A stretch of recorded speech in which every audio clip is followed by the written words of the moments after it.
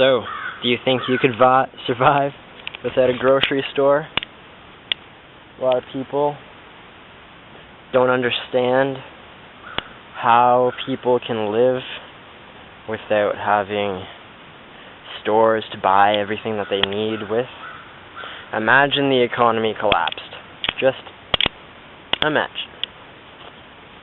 It's a far reach, yeah, but use your noggin and imagine what you would do if you had nowhere to buy any groceries. Well, I know what I would do. Here are some raspberry bushes. You got some nice little berries on there. That one's not too good to eat. They're kind of almost out of season now, so they're not too many. But you get things at the right season, and if you know from experience with other people and what they know, maybe some books or something like that, maybe some research on the internet, you know that those raspberries can be harvested and preserved. And that these leaves are one of the healthiest things in the world to make tea with. Now, if you let go of the fact that you need to eat 3 meals a day, which you don't, if you let go of the fact that you have to eat every time you're hungry, which you don't, and you detox your body to the point where you don't need that much food, where you can survive weeks on end without food if need be, and I'm not saying anyone has to do this at any point, because there's enough food in the world to feed everyone all the time, no matter what. But once you know just a little bit, you can figure out that you can take these leaves, you can dry them, you can harvest, as much as you need, because raspberries, at least in Ontario, central Ontario here, they grow everywhere. Everyone knows that. You harvest the berries, you preserve them. You harvest some leaves, you preserve them. That's one thing that you can use all winter. Now, just down the path here, very nice rock. Might use that in Orgonite. Just down the path here, you got some thimbleberries. Thimbleberries are just like mulberries, a little bit like blackberries. They grow wild in here. Now, another thing that most people wouldn't know is that there's wild mint. Smells even better than the mint in my garden. It smells amazing. And just so you know, any wild food, something like that most people would consider a pesky weed in their garden, is most likely a superfood that is one of the best things that you can ingest in your area. Here's another one. Hemp. You can ingest the weed. You can ingest pretty much all of these weeds, and they're amazing.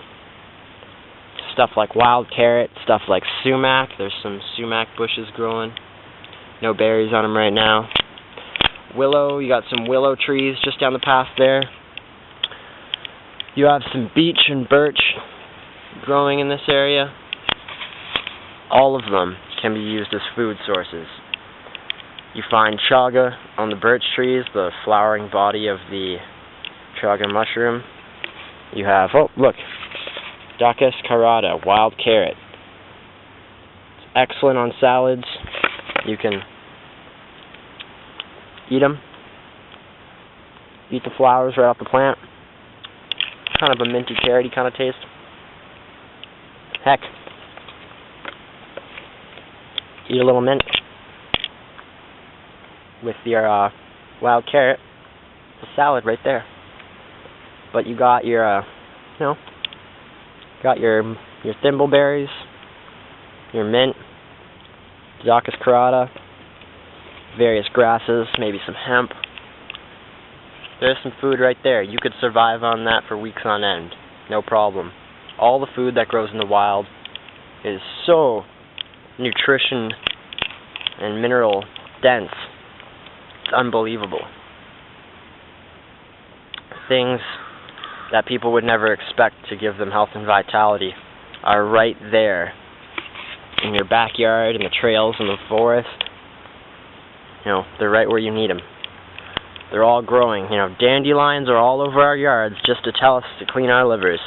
People are angry at the dandelions growing in their yard, when instead they could pick and harvest the dandelions, use them, clean their liver, have no dandelions to be angry at, and have a clean liver so that they would be much, much happier, because the liver holds emotion, as many of us know.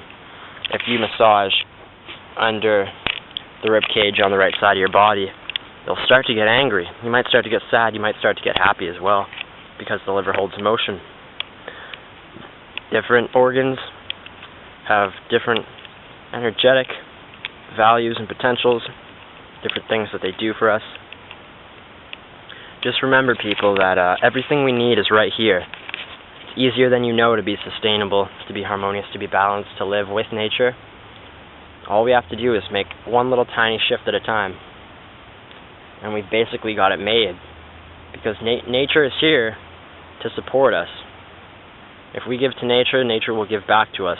And even when we are not giving to nature, when we're not being good, nature's always here for us. It's never gonna stop us from picking its leaves. It's not gonna stop us from picking its berries, unless we're chopping down its forest and, you know, taking things to a new level, which is what we've done in the past. So we're gonna stop that. We're gonna make everything better. We're gonna live in peace. We're gonna live in harmony with nature, and we're gonna have fun. Peace and love. Namaste, everyone. And I look forward to speaking to you again.